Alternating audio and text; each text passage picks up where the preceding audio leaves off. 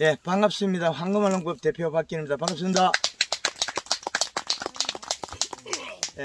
전남 우리 영암 지역에 지금 여기는 대봉감 밭인데 지금 우리가 재배하는 작물 여기에 소구쟁이라 그러죠. 풀. 예. 이 풀도 어떻게 소화작용을 일으키고 사냐면 잎의 당분이 뿌리의 소화액이다. 그래서 잎의 당분량으로서 생산량에 가늠한다. 뿌리에 비료를 줬던 거는 토양 분석하면 나온다. 그건 플러스 정극이기 때문에 한 번 있으면 1년 내에 있고도 약 4년 정도는 그냥 있더라. 제주도에 해보니까. 그러면 우리는 대봉감을 지금 크라고 비료를 주고 작물의 병해충 방지를 해요. 키우는 건 아주 단순한 문제였어요. 인산, 가리, 칼슘, 마그네슘 얘들이 플러스 정극을 가지고 있기 때문에 우리가 주고 나면 토양에 결합되어 있어요. 딱 붙어 있어요. 비가 와도 안 없어지고 바람이 불어도 안 없어지고 겨울이 돼도 안 없어지고 봄이 돼도 안 없어져요. 누가? 뿌리가 나가서 뿌리 소화액이 나가서 소화액은 잎에서 내려가는 당분량 그 양에 의해서 소화를 시키면 어떻게 되느냐, 요소는 들어가면 암모니아태에서 질산태로 바뀌어요. 그러면 비료를 요소를 녹여서 암모니아태에서 까지고 질산태로 바뀐 걸 뿌리 작은 뿌리 소화액에 들어가야 돼요. 잔뿌리 소화액 속으로 질소가 들어가야만이 소화를 시킵니다. 소화액 양은 현재 지상부의 잎 두께에 비례한다. 지상부의 잎 두께는 뿌리에서 소화시킨 질소를 먹고 미생물이 소화시키면 아미노산 단백질을 만들어서 그 영양소를 잎으로 가져와서 잎에서는 다시 광합성해서 탄수화물 만드는 거예요. 우리가 보고 있는 이 나무는 탄수화물 덩어리입니다. 거기에서 나물과 양념에 해당하는 인산, 가리, 칼슘, 마그네슘이 붙어 있을 뿐이에요. 미량요소는 양념이죠. 그래서 우리는 이 대봉나무에 뭐를 주고 있느냐? 비빔밥, 밥을 주는 거죠. 대봉나무에 비빔밥을 줄 때는 대봉이 제일 잘 먹더라줘야 되겠죠. 대봉나무 잘 키우는 방법은 대봉나무에 대봉 비빔밥을 잘 해줘야 되고, 단감도 단감인데 똑같더라는 거죠. 다를 바가 없어요. 우리가 감을 키우고 못 키우고는 봄에 초기 연면 시비에 의해서 잎의 크기와 두께를 결정해주면 그 영양소는 뿌리로 이동해서 작은 뿌리를 발달시켜요. 긴 뿌리는 비료를 끊임없이 찾아가고 잔뿌리는 그 뒤에 따라가면서 비료 없나 그 자리에서 발달하는 거죠. 잔뿌리는 누구의 힘에 의해서 움직이냐면 지상부 잎 두께에 의해서 움직인다. 그럼 이 나무가 비료를 먹고 자라려면 제일 중요한 게 뭐냐? 제일 중요한 거는 감나무가 됐건 수박이 됐건 호박이 됐건 찬박이 됐건 가지가 됐건 고추가 됐건 감자가 됐든 제일 중요한 거는 토양 검사를 해라. 그 검사가 적정 범위가 나오면 우리는 요소 하나가만 농사져라. 중간에 가다가 NK를 주는 순간에 우리는 감이 작아진다. 감자밭에 NK 주면 감자가 작아져요. 우리나라에서는 모든 프로그램이 잘못 오인되어 있습니다. 전체가 고장이 나 있기 때문에 이걸 뜯어 고치는데 얼마나 시간이 걸리겠어요. 비료가 구성이 포대가 잘 못 나오는 것도 있지만 우리는 권리 쓰면 되지만은 전체적으로 우리나라에서는 프로그램이 잘못됐습니다. 감자 심는 행님은 감자밭에 토양 분석해서 퇴비를 넣어야 되나 말아야 될지. 유기물이 있으면 퇴비 안 써도 돼요. 인산가리, 칼슘, 마그네슘은 퇴비 안 써도 돼요. 그럼 퇴비 쓰고 감자 심는 순간에 감자 농사 망친다. 하우스 고추에 인산가리, 칼슘, 마그네슘이 있는데 복합비료 쓰면 얘는 망한다. 망할 짓을 권리하는 게 8, 90% 우리는 농사를 그렇게 하고 있어요. 우리가 대다수의 강의를 많이 듣고 있습니다. 어떤 사람은 요소 주지 마라, 어떤 사람은 영양제 주지 마라. 다 좋은 말입니다.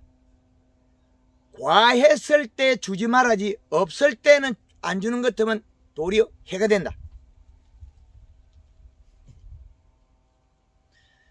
영양제의 실과 흔은 실체는 과수에서는 식물에서는 절대적으로 안 주면 안 되는 적기가 있어요.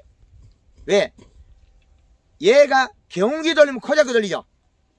그러면 이 잎에 있는 게 아래쪽에 잎은 영양을 많이 내려줘야만이 뿌리에서 많이 공급을 받을 수 있어요.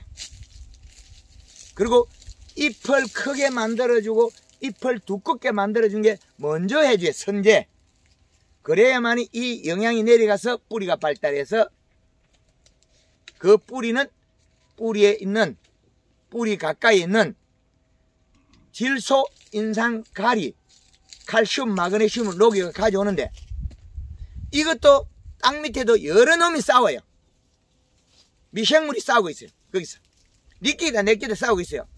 그런데 우리는 중심을 잡아서 뿌리의 식물의 위장은 체외에 있고 사람의 위장은 체내에 있고 동물은 위장을 배 안에 가지고 있고 식물의 위장은 체외에 있다. 그래서 체외에 있는 위장은 어떻게 해야 동작을 할까요? 끌쭉한 액을 내놔야 돼요. 에너지가 녹여야 돼요. 그럼 위산이 나와야 돼요. 그럼 이 에너지는 잎에 있는 에너지이기 때문에 잎의 두께가 얇아도 당도는 같고 잎이 두꺼워도 당도는 같다는 거죠. 그래서 우리는 잎의 두께는 누가 만들 거냐? 요소비료가 만들어요. 그런데 NK 비료주가 이놈이 더운데 되겠어요? NK 비료도 종류가 많아요. 18-18 NK를 주는 순간 우리는 망한다. 요놈이 가스가 빠지면 12.6밖에 안 돼요. 질소가. 지금도 토양에 가리가 많은데 또 가리를 더 많이 주겠죠. 잎에다가 영양을 계속 끊임없이 주는 거는 이 아래까지에서 지금 있는 아래까지에서 이 가지 잎에서 영양을 줘야만이 다시 돌아와요. 그럼 영양을 안 주면 얘가 지금 살이 쪄가지고 엠보싱이 나올 똥 말똥에 여 밑에 있는 거지. 왜 그렇겠습니까? 밑에서 영양을 줬기 때문에. 연면식이 좋기 때문에. 그렇지 않으면 얘는 햇빛을 적게 받아 영양을 적게 생산하면 요 껍질 밑에 행성청 살점이 없어서 영양을 못 가져와요. 올라오는 건 목줄부로 오르고 내려가는 건 껍질 사이 내려가요. 내려가는 건 잘 가요. 비만 오면 무조건 가니까. 그런데 올라오는 게 문제거든요. 공급받는 게. 공급받는 걸 체계를 갖추려고 그러면 연면슈에는 공급받을 수 없어요. 그러면 상부세성이에요. 그러면 위에만 감이 그 밑에 적어요. 감자밭에 비료 줬다. 언제 먹나요? 내일 당장 먹어야죠. 그럼 잎에 살이 쪄요. 고추밭에 비료 줬다. 뭐 줬노? NK 줬다. 날도 더운데 NK 주면 망하겠죠. 토양 분석이 1차다. 토양 분석. 토양 분석했을 때 적정 범위의 인산가리, 칼슘, 마그네슘 있으면 그 계절에 필요한 비료량은 요소를 줘서 맞춰라. 이제 이해됩니까? 토양 분석, 요소. 이 두 개의 관계를 아시면 우리는 작물 재배에 아주 편리하다. 과거에는 물자가 부족한 시대에 살았고 지금은 물자가 흔한 시대에 살고 있습니다. 그래서 농협에 가서 비료 못 살 이유가 거의 없습니다. 그런데 그 비료의 성능을 보면, 효과를 보면 우리는 지금 있는 토양과 그 비료는 맞지 않은 비료가 너무 많다. 21- 복합 비료를 주어서 농사지으면 감자농사형이 망합니다. 토양 분석에서 요소를 2포 지어야 될 일을 갖다가 21- 복합 비료면 망하죠. 왜? 21- 복합 비료를 주는 순간에 암모니아 가스가 빠지고 나면 30%가 없어지고 나면 14.7에 17, 17로 돼요. 그럼 누가 많아요? 인산가리가 많아지죠. 토양에도 인산가리가 많은데 또 인산가리 또 늘린 거죠. 그러면 감자는, 단감은 필요 없는 것만, 쉴 데 없는 거 자꾸 먹어요. 언제 먹는? 낮에 먹어요. 밤에 먹은 거는 안 먹을 수 있어요. 잎 두께가 얇으면 다 뱉어버리니까. 그런데 잎 두께가 관계없이 낮에는 다 먹어야 돼요. 광합성을 하고 있고 기공으로 수분을 증발시키고 있을 때는 뿌리가 있는 거 조건 없이 다 먹어요. 그래서 감나무에 보면 청태가 끼는 원인이 그거예요. 사과나무 청태 끼고, 감나무 청태 끼고, 복숭나무 청태 끼고, 제주도 밀감나무가 청태 껴요. 인산을 계속 주고 있기 때문에 그래요. 필요치 않은 인산을 강하게 주면, 가리와 인산이 많으면 농사는 망해버려요. 봄에 시원할 때는 자라다가 그 뒤에 여름에 더워지면 안 자라요. 삐들삐들 가요. 지금부터 새롭게 우리는 배워야 된다. 지금 여기에 있는 아랫잎이 크다는 거죠. 가미잎이.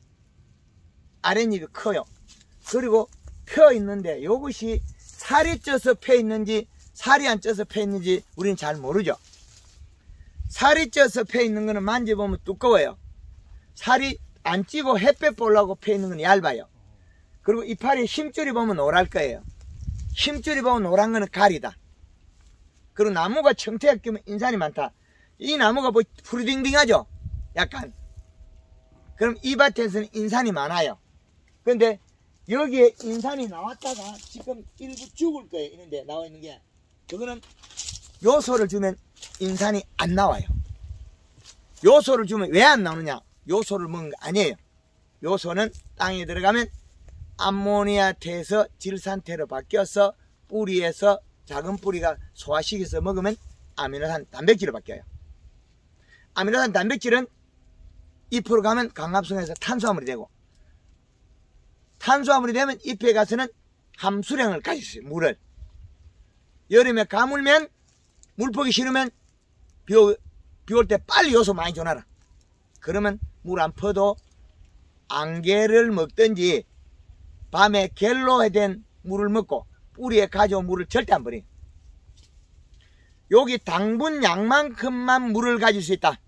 결국에는 잎 속의 당분 양은 두께로 환산할 수 있고, 배가 고프면 잎 두께가 얇으면 저녁에 자기가 가져온 양수분을 버려요. 배가 고파서 눈물을 흘린다. 형님 잘 들으세요. 감자밭에 가서 아침에 이슬 맺으면 배가 고파서 눈물 찔찔. 내 감자가 눈물 흘리고, 하우스 고추밭에 가면 눈물 흘리고, 수박밭에 가면 눈물을 찔찔 흘리는데 어떻게 수박이 좋은 게 나오고 감자가 좋은 게 나오고 무시가 좋은 게 나오냐고요.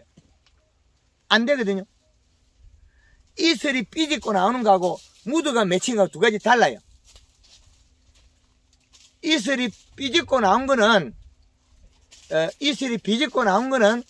이거는 잎 속에서 당분이 부족하기 때문에, 탄수화물이 부족하기 때문에 물을 넣으면 이 농도가 옅어져서 우리가 뿌리가 잔뿌리가 소화액이 안 맞아서 설사해버려요. 역삼투압이 벌어져요. 비가 오고 나니까 감자가 시들고, 비가 오니까 배추가 시들고, 배추가 디비지고, 시들으면 죽는 원인은 요소를 안 먹고 광합성을 못해서 잎 두께가 얇았다는 거죠. 그럼 비 오기 전에 감자밭에 요소를 더 해야 되겠죠. 여름에 알타리 무수문한데 비 온다 하면 뭐래 됐습니까? 요소는 그 전에 저어갖고 잎을 살을 짜야 되고, 소화를 시기가. 그 다음에 비 오기 전에는 설탕을 까덩여갖고 알타리밭에 살포해놔야 알타리가 비 오고 나도 안 디비지고 딱 서 있어요. 식물은 물을 준다고 뿌리에 필요한 양만 먹지 절대로 안 먹습니다. 야한테 물 밀 수 있으면 그거는 얘는 죽음이에요. 야를 물을 먹이면 얘는 죽어요. 그런데 어떻게 토양 분석 안 해야 되겠냐. 토양 분석하고 올게 분석의 결과에서 요소를 비료줘서 농사를 짓고, 또 내년에 봄에 요소를 짓고, 퇴비를 주고 싶으면 인산이 떨어졌거나 가리가 없거나 유기물이 없을 때 줘야 되는데, 퇴비를 주려면 봄에 주면 안 돼요. 봄에 주는 순간에 요 작은 이파리 있죠. 요거 먼저 나오는 잎이 노랗게 나와요. 그럼 가을에 주면 좀 덜해요. 가을에 이 흩이 주나면 퇴비가 짜분기가 흘러가죠. 그러면 좀 덜 하다는 거죠. 퇴비를 주면 감이 작아진다. 감자밭에 감자 봄에 심는다 그 퇴비 잘 주면 감자 크기를 택도 한 소리 하고 있어요. 감자가 더 작아져 버려요. 뭐 때문에 그냥? 작은 소금 때문에 그래요. 염 때문에. 그래서 토양 분석에서 그 적정 범위에 우리가 뭔 비료를 써야 될지 결정해라. 올해 비료 좀 줘라 하니까 사이맥생 밭에 100평에 요소 7번 줬더라고 벌써. 100평에 요소 7번 줘본 사람 없죠? 그거 주면 죽는 줄 알잖아요. 배를 부린다 그러지. 배를 부리는 게 아니고 더 잘 돼요. 인삼농사, 우리 형님도 농사 많이 지었는데, 인삼농사 15년 농사 지은 사람한테 제가 어떻게 꽃이가 요소 주는 거 하나 가르쳤어요. 인삼 3,000평에 은자 요소 40호 뿌렸거든요. 인삼밭에 요소 뿌리니까 다 죽는다 그래. 죽기는 치료하고 죽어. 미끄러지가 자빠지는 것밖에 안 해요. 인삼 놀골에다가 요소를 허옇게 흩어놓으니까 가다가 자빠르지. 인삼이 15년 농사지고 이때까지 자기가 눈구경한 것 중에 제일 좋대. 그래서 우리 밭에 가봐라. 인삼이 1등이다 좋다고 가면 뭐 요소 줬다 가면 미친 요게 죽이 잘못됐대. 어떻게 해서 요소를 줘서 좋아지나 이거예요. 요소 비료를 안 먹으면 용 빼는 재주가 절대 없어요. 그런데 작물마다 조금 차이는 있습니다. 그런데 우리가 봄에 시작돼서 가을에 끝나는 작물이 대다수가 일어나는데, 대한민국에 쓸 수 있는 프로그램 1차적인 게 계절의 이식값이 중요합니다. 겨울에 파프리카 하우스, 딸기 하우스, 고추 하우스, 애호박, 고추 2.7의 이시를 가져가면 됩니다. 척정기를 꽂았어요. 요런 꽂아가지고 눌렀을 때 지금 이 밭에 한번 재보겠습니다. 자, 이 밭에 지금 이시값은 0.8이라는 숫자가 나와요. 0.8. 수분은 29.6%의 이시값은 0.85랑이 나오고 온도는 29도 나옵니다. 이게 과학입니다. 그죠? 여태까지 우리가 배웠던 건 뭘 배우고 있습니까? 아직까지도 농사 배우는 게 주묵국으로 배우죠. 주묵국으로. 행님 하는데 따라하고, 누 제삿날 때 뭐 한다? 망고 비료 묻히시. 원청 자체가 뿌리가 잘못돼서 전체가 틀어지고 있어요. 농업이. 농가에서는 좋은 농산물이 다량으로 안 나오고, 그리고 토양은 오염이 더 빈도가 높아져요. 농가에서는 서로 신뢰가 떨어져요. 양달, 가수원, 단감밭에 우리 저희 지역에 소똥탭이 엮고 복합비료 연계 안 돼요. 음달 가수는 잘 되거든요. 자기 밭에 음달에다가 소똥탭이 엮고 복합비료 21다시 뿌리고 뭐 NK 뿌리면 잘 됐어요. 자기 밭 양달에는 안 돼요. 양달에는 온도가 덥잖아요. 더우면 그대로 하면 안 돼요. 더우면 더울수록 질수록 더 먹어야 돼요. 가리는 더운 비료, 요소는 시원한 비료. 그래서 내가 탭이 이만큼 했는데 우리 간봐라, 좋다 이가, 니도 가서 해라. 음달에서 배우가 양달에 가면 안 맞아요. 여기에도 토양이 우리 집에는 점질토가 돼서 비료 세포맞이도 잘 돼. 100평 1년에. 그런데 마사 땅에는 1년에 5%도 절대 안 돼. 7보 이상을 먹어야 돼. 그런 편차가 있습니다. 그래서 측정기로 측정해서 과학적인 방법으로 농사를 해라. 그게 기준입니다. 그래서 봄에 눈 나기 전에 목면 시비를 하는 거는 나무에 체내 저장 양분, 봄순이 크게 만든다. 봄순이. 그리고 잎이 나오면 잎은 자기의 크기를 결정을 안 했다. 결정 안 했어요. 나오기면 나오지. 요 감나무 가지를 잘라가 접을 붙이면 2m 더 커요. 근데 우리 감나무에 붙은 가지가 2m 크는 게 잘 없죠? 열매가 7밖에 안 크잖아요. 그래서 영양량과 이동량은 그 적기 바뀌더라는 거죠. 그래서 우리가 토양 분석에서 바꿔주고 영양을 연면 11에서 똑같이 자라게 해줘야 된다. 그 말은 이 나무는 봄에 여름에 나이테를 결정해요. 전년도에 목질부로서 영양 이동하다가 봄 되면 작년도에 자라던 나무의 목질부 층을 검붉은 진액으로 막아버려요. 못 오르게. 작년에는 작년의 일이고 올해에 영양을 생산 많이 하는 곳에서 영양을 많이 보내요. 전혀 다른 이야기죠. 그러면 요 부분에서 영양제가 아무 소용없다 캔 그 사람은 가짜예요. 지금은 좋다 캔 그거는 좀 반 거짓말쟁이고, 지상부에서 잎에서 영양을 내려갈 때 껍질이 살이 찌더라는 거죠.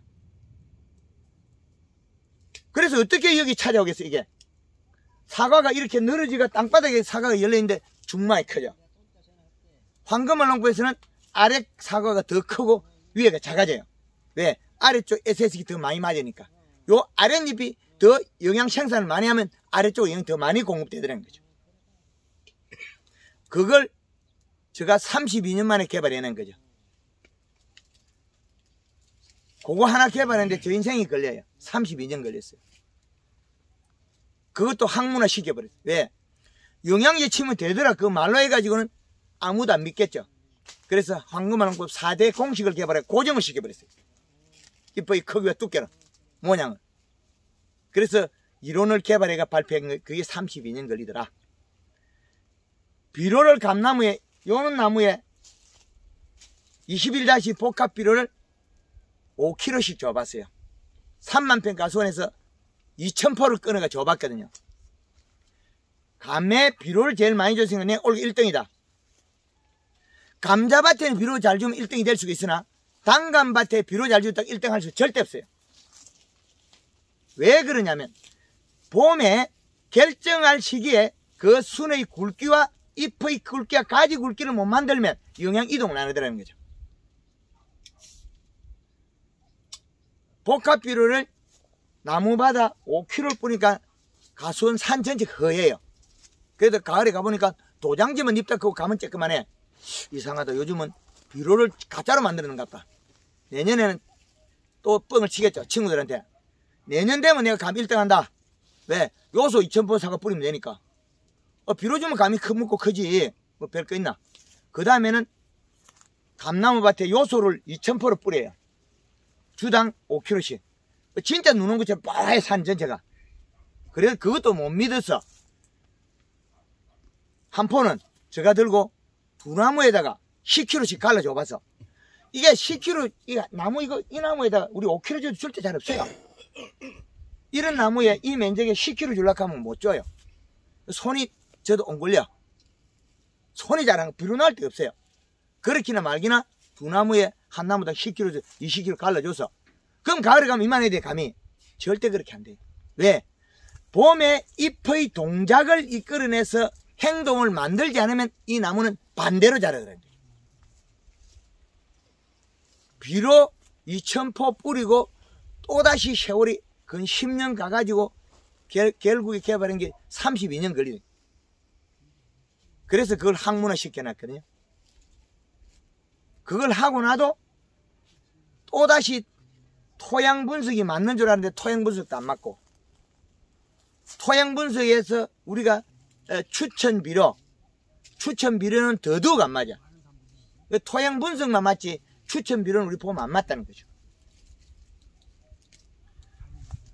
그래서 우리가 이 나무를 행동을 유발시키려고 하면 아래까지 요 하나만 영양을 주면 얘만 자라요. 얘한테 영양 주고 맹물 뿌리고 연면식하면 얘가 제일 잘 자라요. 쟤는 우선권이 없어요. 먼저 영양을 준 거에 한해서 주게 돼 있어요. 그래서 고추밭에 비료 잡기 주면 키가 크고, 감자밭에 비료 잡기 주면 키가 커요. 하우스 고추 비료 잡기 주면 키가 크고, 하우스에 도마도 비료 잡기 주면 키가 크고, 파프리카 심어놓고 네덜란드만큼 따겠다. 택도 아닌 소리 하고 있어요. 절대 못 따죠. 우리나라는 겨울에 흡수 시간이 짧기 때문에 비록 이식값 더 올려야 되는데 네덜란드보다 적게 주고 있거든요. 네덜란드에서 배워보면 우리나라에서 네덜란드 따라잡지 못해요. 흡수 시간에 비례한 잔량 이시를 찾아내가 결정해놔야 되거든요. 그걸 찾아내가 제가 발표한 거거든요. 그래서 우리나라의 강원도부터 제주도까지, 울릉도에서 백령도까지 전역을 다니면서 흙을 만져보고 다 느껴보고 밟아보고 우리 농업 농가들의 마음과 생각을, 기준을 합해야 되거든요. 이 기준값을. 이 기준값을 흐트려 나면 주인이 모르는 농업을 만들면 뭐 하겠냐고요. 우리가 주인인데 우리가 모르는 농업을 만들어라고 이 소리 저 소리 하면 뭐 하겠냐. 개소리죠 그건. 그죠? 우리가 아는 농업을 만들어 쓰자. 농업의 주인인 우리가 아는 농업을 만들어 쓰자. 맞죠? 안 맞습니까? 맞습니다. 박수 한번 치시죠. 요거. 예. 예. 농업의 주인인 우리가 아는, 우리가 손쉬운 농업을 만들어 쓰자. 요겁니다. 그래서 제가 동해 번쩍 서해 번쩍 계속 왜 다니겠습니까? 어제도 목이 터지라 외치고 오늘도 또 목이 터지라 외치겠죠. 누군가는 해야 돼. 우리나라에. 그렇게 해야만이 우리가 헛일을 안 한다. 헛일. 요소 줘야 될 때 복합비를 갖다 주고 있으니 감이 크겠어요. 똥구멍만 쳐들지. 형님도 웃으면 안 돼. 형님도 웃으면 감자밭에 NK 주거나 그거 주나 하면 감자가 덮어갖고 안 크다가 비 올 때 울컥울컥 하면 감자 속이 비어버려. 감이 왜 똥구멍이 들었겠습니까? 덮어서 껍질이 안 큰 거예요. 뭐가 없어서? 요소가 없어서. 껍질이 안 크고 있다가 가을에 과육이 크면 딱딱하니까 밑이 들리겠죠. 그런데 태초는 어떻게 껍질이 얇죠? 그럼 대가리가 찰찰 검이 가겠죠. 그래서 잎의 두께만 맞추어 놓으면 절대 하자가 없다. 얘들이 먹고 남아있는 영양소는 볼록볼록해 있어요. 엠보싱이 나와 있어요. 잎에 엠보싱만 나오면 최고의 생산량. 배가 고파서 눈물 흘리는 건 장애다. 비료 부족 장애다. 그리고 눈물 안 흘리는 거는 최소 생산단위고, 기준의 생산단위고, 그 다음에 잎이 더 살이 쪄서 볼록볼록하게 있으면 최고의 생산단위다. 이제 이해가 되죠? 그래서 잎이 힘줄이 노란 거는 가리가 많다. 힘줄이 빨간 것도 가리가 많다. 잎이 까맣고 오므려지고 작아지면 인상가리 가다 질소 부족. 고추가 길어지면 가늘어지면 질소 부족. 꼬부러지면 질소 부족. 고추가 여름에 요래 가늘게 약간 말라가지고 시커멓게 된 거 있잖아요. 칼슘 결핍. 거짓말하고 있어요. 썩는데 지도 모르는 게. 비료가 잎 두께가 얇아서 비가 오는데 시들은 거예요. 시들어서 고추에 물이 빠져나간 거예요. 질소 부족 시드름이에요. 그런데 그걸 뭘 배워요? 칼슘 결핍하죠. 그럼 칼슘 영양제 쳐야 되잖아요. 그러면 주인한테 가짜를 머슴들이 가르쳐줘가 농사를 망치는 거예요. 칼슘 결핍 거의 잘 없어요. 요소만 잘 주면 칼슘 결핍이 없어요. 칼슘은 없을 뿐이지 우리가 먹고 싶어도 못 먹은 거죠. 왜? 질소가 없어서 그런 거죠. 질소를 먹어 잎이 두꺼운 거는 절대 칼슘 결핍이 안 나와요. 뭐만 잘못되면 칼슘 결핍, 마그네슘 결핍, 그 다음에 뭐라네요? 붕소. 이상한 걸 들고 나와. 그래 들고 나오면 주인 골병 들이는 거예요. 지도 모르는 게. 그럼 어떻게 됩니까? 영양제 장사가 번성하겠죠. 주인 호주머니 비고. 잎이 두꺼우면 눈물을 안 흘리기 때문에 잿빛 곰팡이 안 해요. 잎이 두꺼우면 녹균병 안 해요. 시원하기 때문에. 잎이 두꺼우면 탄수화물이 많기 때문에 흰가루병 안 해요. 그 다음에 나락론에 설탕을 쓰면 문고병도 안 해요. 그것도 탄수화물 양 차이래요. 이렇게 좋은 역할을 하는 게 누가 해? 요소가 합니다. 예. 비료 한 포는 땅에 뿌리면 0.8의 이시를 갖더라. 그건 어디서 찾았냐? 우리 영암에 고구마밭 싹 그들가 땅에 딱 집어넣고 비료 뿌리는 밭에 가서 찾아낸 거예요. 밭에마다 딱 찍어보니까 어떻게 나와요? 0.8이 나와요. 그건 비료 한 포 연 거예요. 1.2가 나와요. 그건 한 포 반 연 거예요. 그래서 그거 하나 기준 찾아낸 거예요. 여기에 비료 줬을 때 어떻게 나온다는 건 누가 아무도 말 안 하죠. 그런데 물 줘라. 네가 물 줘봐라. 감나무 물 먹나. 물 줄 때, 감으로 물 줄 때는 요소하고 같이 안 주면 물 절대 안 먹어요. 물기를 치라고 뭐 뱉어버리지. 비가 와도 물을 안 먹는데 물 준다고 먹겠어요? 뿌랭이가 죽는데. 얘네들은 똑똑해요. 네가 줘봐라. 네 물 먹고 나면 니도 살겠는 거야. 물 먹는 순간에 뿌리가 설사해 뿌는데. 절대 안 먹어요. 그래서 잎의 당도는 두꺼운 놈이나 얇은 놈이랑 똑같다. 그래서 과미 큰 거나 작은 거나 당도가 똑같거든요. 요 차이밖에 없어요. 그래서 아래쪽에 있는 거는 영양을 작게 내려주기에 작게 공급받아서 품질이 약간 떨어지는 거고, 위에 있는 거는 많이 내려주니까 많이 영양 올라오니까 품질이 조금 좋게 나오는 거고, 그 차이밖에 없어요. 그래서 감이 똥구멍이 안 들려면 여름에 더위를 태우지 마라. 더위 안 타는 거는 우리가 뭐 탄산 칼슘 지랄라고 자빠있어. 그거 왜 쳐? 칼슘을 친다고 더위 안 타나? 요소를 줘야 더위 안 타지. 잎이 두꺼워야만이 함수량이 많아야 더위를 안 타요. 일소 현상이 없어요.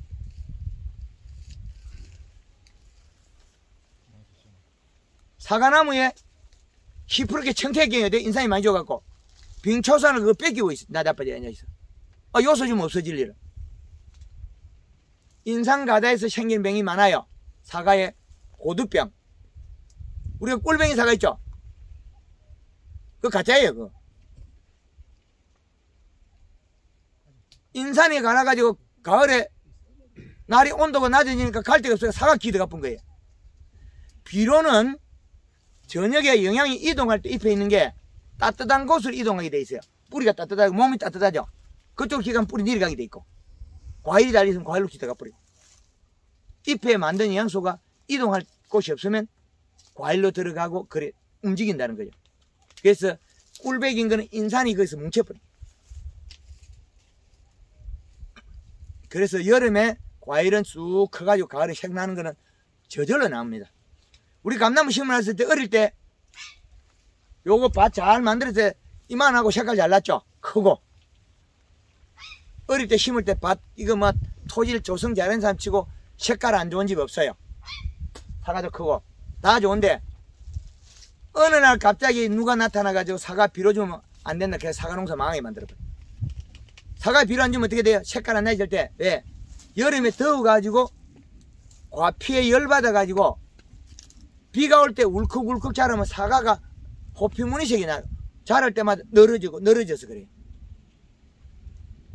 과일이 더위를 안 타야 쑥 커져. 그리고 마지막 색이 나면 되죠.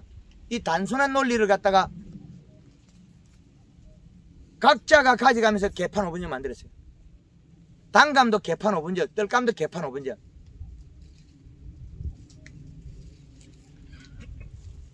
입에 열면 입을 여는 순간에 다 가짜가 튀어나오는 거예요.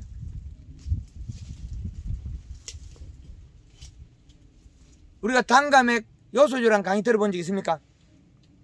요소가 제일 좋다는 거. 복합비료 주지 말고 NK 주지 말고.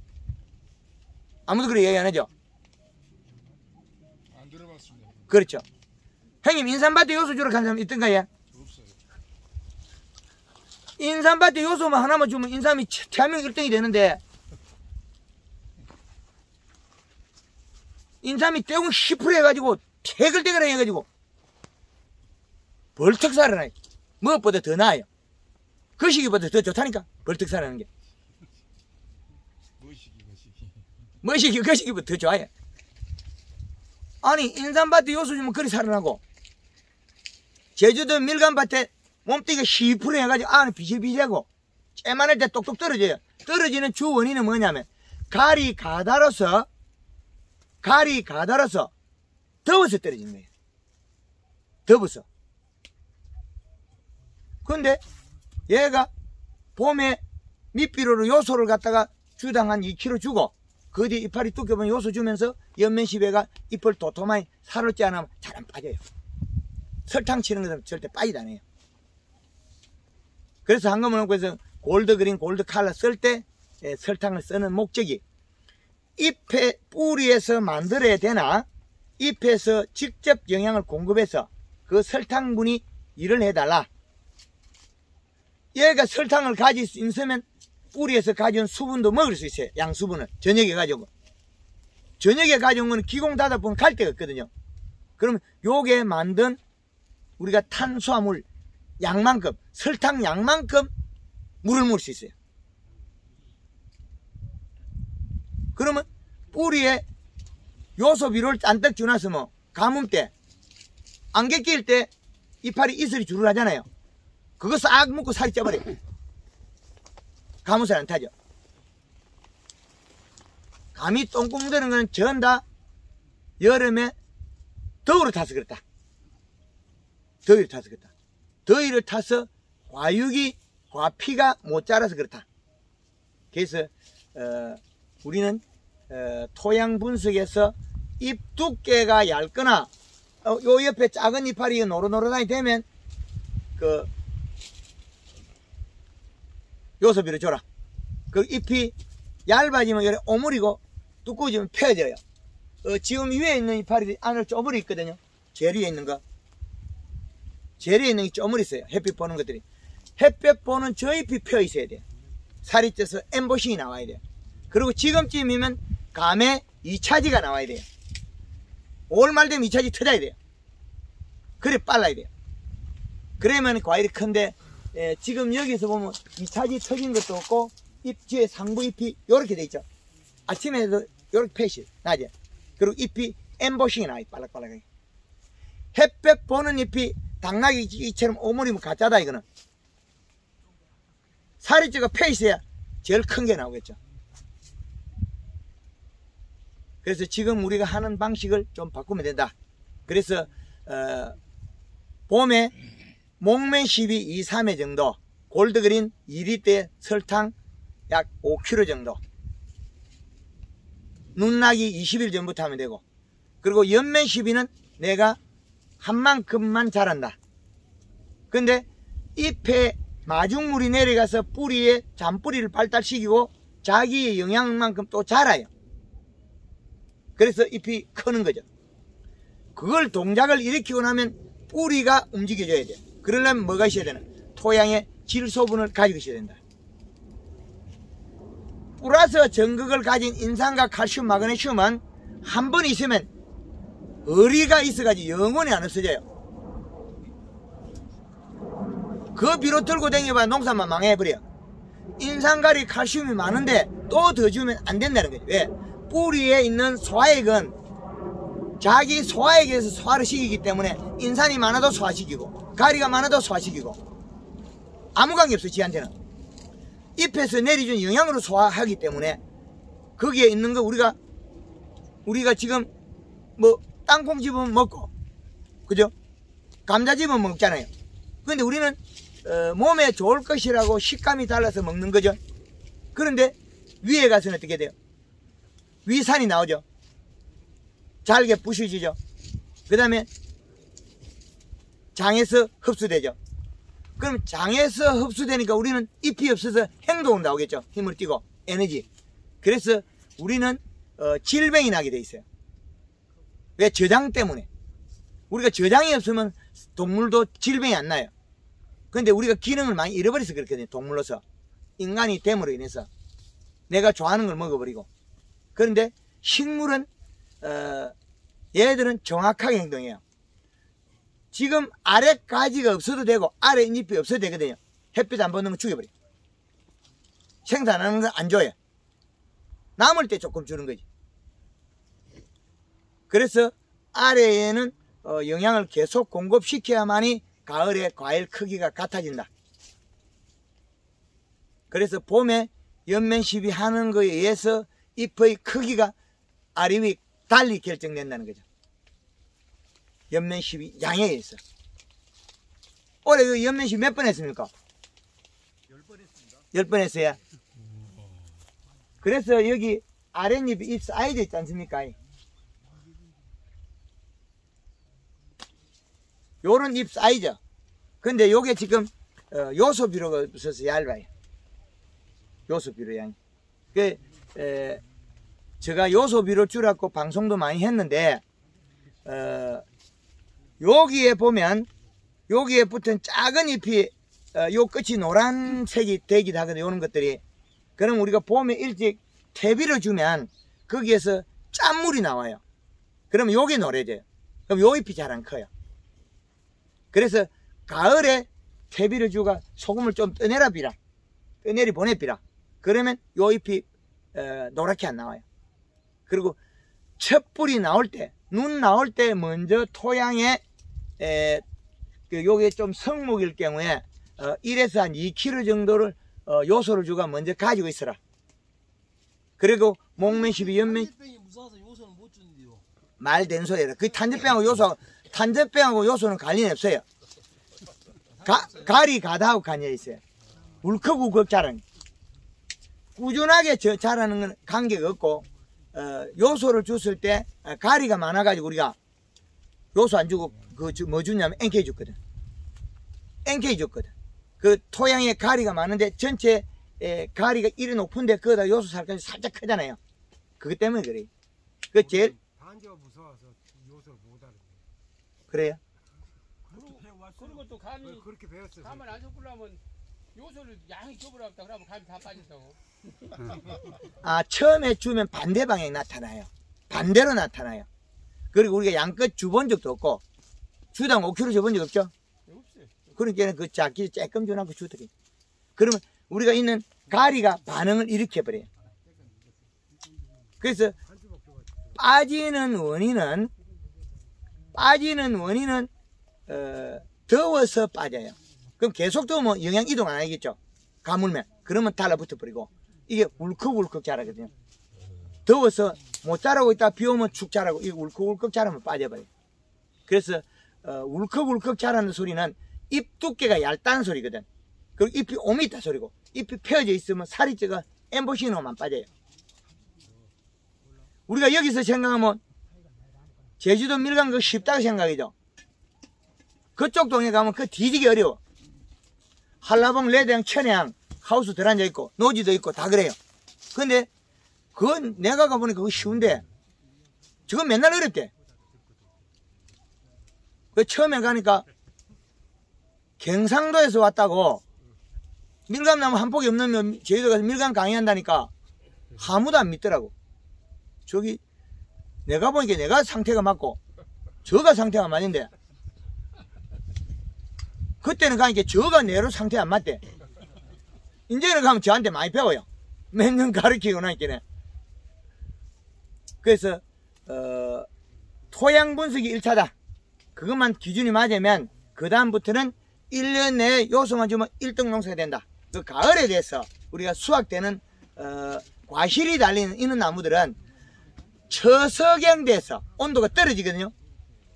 만생종 수확 한 달 전에 요때 돼서 가리량을 늘리면 됩니다. 그러면 색깔이 확 나버리죠. 그전에는 그냥 아무리 더워도 쭉 자라야 돼요. 덥다고 안 크고 이러면 어떻게 되겠어요? 가을 되면 시원하면 커버리거든. 그럼 색이 안 나요. 그래서 맛이 있으나 없으나 색깔로 먹는 사과, 요게 제일 문제거든요. 그래서 사과도 비료를 여름에 충분하게 주면 가을에 색이 나는데, 비료를 여름에 조금 주다가 그것도 양이 적어버리면 자기 정량을 못 크거든요. 그럼 가을 되면 어떻게 되느냐? 가을 되면 나빠져 버려. 가을 되면 가리가 온도가 낮으면 잘 먹거든요. 가리를 먹고 살살살살 커버려요. 그럼 가피가 늘어지기 때문에 색이 안 나요. 여름에 충분히 키워보야만 가을에 아무 이상 없다. 그래서 여름에는 질소분을 먹고 강합성을 해서 잎에 엠보싱이 나와야 된다. 요게 제일 중요한 겁니다. 그래서 봄에 연면심에는 하늘 땅만큼 중요하다. 그러나 요처럼 요소비를 안 주면 또 별로 안 좋다. 왜 안 긁으니까. 지금 여기에서 요소비를 줬더라면 저 위에 잎이 펴 있어요. 이렇게 오물 있잖아요. 우리가 배울 때 잎이 오물 있으면 좋다. 좋기는 개뿔. 펴지가 살이 찌가 펴져 있어야지. 오물이기 뭐가 좋아? 살이 빠진 거지. 요것들은 펴지는 거 있잖아. 아래쪽에 햇볕 더 보려고 펴가 있는 거라. 위에 그는 영양 이동이 많아 살이 빠진 거 요렇게. 그래서 잎이 감잎이 요렇게 오그러지는 거 있죠. 이파리가 여기 왜 이렇게 오그러지냐면 이슬로 맺어서 그래요. 배가 고파서 눈물을 흘리면서 잎 테두리에 인산가리, 칼슘, 마그네슘 요것들이 가해요 맺혀가지고 여기 굳은 거예요. 경화가 돼서 그래요. 경화가 되면 요번에 안 크고 요 힘줄이 많이 컸죠. 그러면 여기 볼록해져 버려요. 그러면 지금 얘가 지금쯤에 뒤집어야 되거든요. 앞면에 살이 찌고 이래야 되거든요. 앞이 살이 좀 뒤집어야 돼. 그럼 지금 못 뒤집은 거 이거는 비료가 부족해서 못 뒤집은 거예요. 아래쪽으로 온폭하게 된 것들을 뒤집어 올려야 돼. 그 뒤집어 못 올리고 지금 이제 여기 약간 볼록볼록해지고 있거든. 약해. 그 요소를 비워주면 이거 금방 요래 뒤집게 해요. 이 속에서 잎들이 뒤집게 하는 게 있거든. 그런 것들은 비료를 먹어서 조금 되고 있다. 그래서 감은 설탕을 7월 15월까지 줘도 괜찮아요. 해가 없어요. 근데 복숭아 같은 거는 알이 구슬만 할 때 이상 설탕을 쓰면 털복숭아는 해가 돼요. 그 위에 털에 설탕이 들어가서 곰팡이 핀다고. 검은 곰팡이가. 그러면 복숭아 딸 때 얼룩이 생기고, 봉지 싸고 나면 또 설탕을 써야 되고, 포도는 샤인마스켓이 알이 녹두알 많을 때 설탕을 쓰지 마라, 요런 강의거든요. 그래서 이렇게 감이든 포도든 밀감이든 어느 종이든 살이 쪄서 펴 있어야 된다. 살이 쪄서 잎에, 여름에는 잎에다가 영양을 축적하고 낙엽이 질 때는 체내에 영양을 축적한다. 그 모든 기준은 탄수화물 기준에 속한다. 그래서 가을에 단풍이 잘 들어야 수분이 많아요. 설탕물이 많기 때문에. 가을에 단풍이 안 들고 비실비실하면 몸속에 설탕물이 작아갖고 잘 겨울에 탈수를 잘 죽어요. 탈수. 겨울에 잘 죽는 원인은 탈수. 근데 설탕물이 많은 물을 많이 가 있고 설탕물이 작으면 물을 적게 가 있다. 요 관계입니다. 연면 시비는 골드 그린 2번에 골드 칼 1번 7월 15일까지. 감해 안 했어. 근데 연속 착과되는 고추나 이거는 계속 그렇게 하면 되고, 가을에 가서 수확 얼마 남겨놓고 고추는 또 바꾸면 돼요. 그 차이입니다. 그리고 설탕은 어떻게 해야 됩니까? 백설탕. 백설탕 하는데 어디 연면식이요? 예. 약하면 약에다 혼용하면 안 되고요. 혼용이 됩니다. 돼요? 골드 그린하고 칼라하고 혼용 같이 합니다. 그러면 물 500에다 어느 정도 쓰겠냐? 3kg. 3kg. 예. 설탕값 올라도 색침제 같은 거 같이 섞어도 된가요? 괜찮습니다. 7월 15일까지 더 물어볼 거 있으면 그 질문. 상반기에. 무강이 좀 해보세요. 무강. 그 감부터 꺼내. 감에 고추는 따고 나서 NK 분해가 뿌려라 하는데 그건 맞는 말이에요. 망한다 했네. 또 뒷붙이. 날이 더워 죽겠는데 거기다 엔겔 뿌리면 망하지. 따고 나서 뭘 요소 뿌려요? 당연하죠. 토양 분석해서 그렇게 해야 되는 거. 그리고 7월 15일 이후에는 칼라에다가 설탕을 빼고, 그리고 연면 시비 해주면 됩니다. 다른 거 비싸잖아요. 설탕 백설탕이 제일 싸잖아요. 백설탕이 제일 구하기 쉽고 제일 싸고, 한금을 농법에서는 될 수 있으면 농협에 팔고 농협 마트에 팔고 그 식자재 마트에 파는 거, 그 기준이에요. 왜 그래야 되면 그것만 해도 충분하니까. 농사 짓는 가을에 감이 늦게 있고 똥구멍 들은 건 여름에 더위 타서 그렇거든요. 그래서 여름에 지금부터 6월 15일부터 여름이다. 8월 15일까지. 가을은 9월 15일부터 11월 15일까지. 겨울은 12월 15일부터 2월 15일까지. 봄은 3월 15일부터 5월 15일까지. 그 사이에 한 달은 계절의 변온기다. 그래서 우리나라에 쓸 수 있는 이 시각과 축을 정해낸 거죠. 그래야만이 우리가 서로 소통하고 왕래를 할 수 있다. 되겠죠? 고추 같은 경우 지금 같은 거 좀 있어 있어. 얼마나 나오나요? 단감 끝내놓고 계절의 시각 똑같습니다. 유튜브 보면 되죠. 단감에 더 질문 있는 사람. 한가? 아니 열- 대부분 지금 여름 감남에다 지금 만약에 몰이 비온다 함께 내일 바로 5kg 뿌려놓으면 했잖아요. 5kg에 예. 조금 많은 건데. 나 한 실험을 한번 해보려고요. 선생님, 박사님 하셔서. 예, 오, 5kg 준다고 돼서 나무가 죽는 건 아닌데, 이제 한대 때문에 못했어요. 지금 요게 이제 땅에다 뿌린 사람들이 있어. 예, 그래서 땅에는 절대 뿌리면 안 돼. 그럼 헛광이야. 몇몇 시비야지. 아니에요. 이제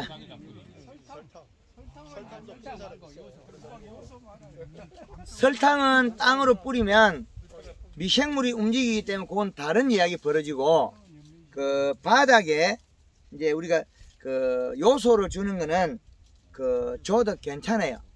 시험해 본다고 해서 나쁜 건 아닌데, 이제 이거는 이 시값 올릴 때는 딱 올리고 이래 가야 되거든요. 실금실금 가면 이만 세월이 까먹어버려요. 그러면 과일 크는 게 부위가 바뀌어버려요. 그 지금의 단감은 5월 말 정도에, 대봉은 5월 말 정도에 감여른 자리에 간간히 2차지가 튀어나와야 돼. 왜? 잎이 살이 찌고 가지가 살이 찌면 뚫고 나와요. 새순이. 그거 더 빨리 해야 되거든요. 그래서 요소 비료를 지금이라도 주셔야만이 여름에 더울 안 타는데, 얘네들이 많이 먹어요. 그렇기 때문에 자주 줘라. 그래 하시면 되겠습니다. 농사 17년 동안 지금 감량 지면서 요소라고 하기 안 써봤어. 그렇죠. 그러면 감이 똥구멍이 잘 들고 대봉이 잘 흐르고. 탄저하고 산다게 부사서. 그래 이제 그게 못 자라고 있다가 더워서 못 자라고 있다 뒤에 울컥울컥 자라면 장애가 일어나요. 한때 때문에 무사도 못 예. 전번에 골드그린 살포한 다음 무슨 날 예. 맹물 시비에서 말씀하셨는데 예. 초과에 대해서 좀 알아보고 그랬잖아. 식물의 이 영양소 이동은 물에 의해서 이동을 강제 이동을 해요. 비가 오면 살이 빠지고 죽어요. 제가 강의 중에 간간히 보면 동양남 비싼 거 3천만 원짜리가 여름에 물 줘서 죽어요. 여름에 덥다고 열도 식히고 한다고 이틀에 한 번씩 물을 계속 줘요. 그럼 잎이 살이 빠져버려요. 그러면 잎에 영향이 안 되고 내년에 맹물이 내려가면 뿌리가 굶어 죽어버려요.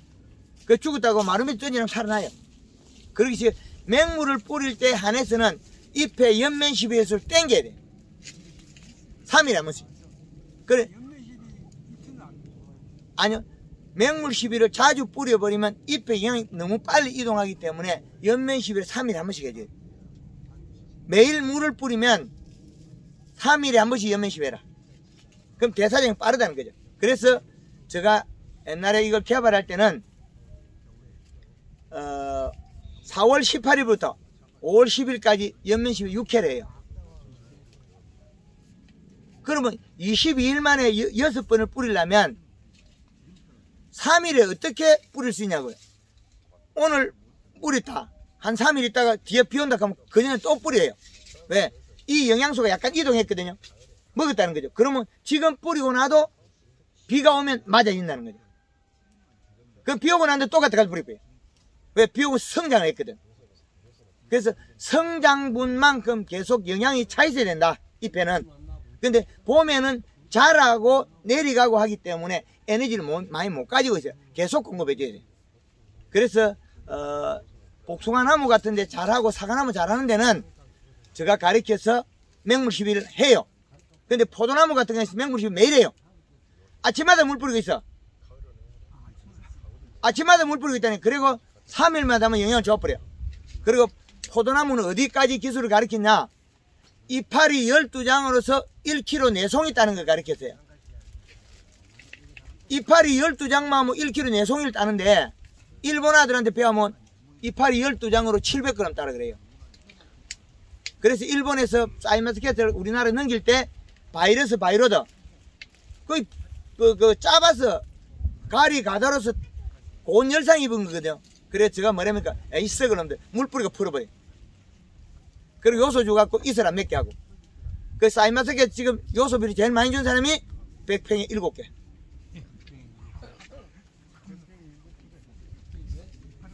그래서 사이마스케트는 지금 몇 cm 간격을 덩쿨이 크고 있냐면 덩쿨과 덩쿨 간격은 나름인 거 6cm 6cm에 두 송이 따버려요.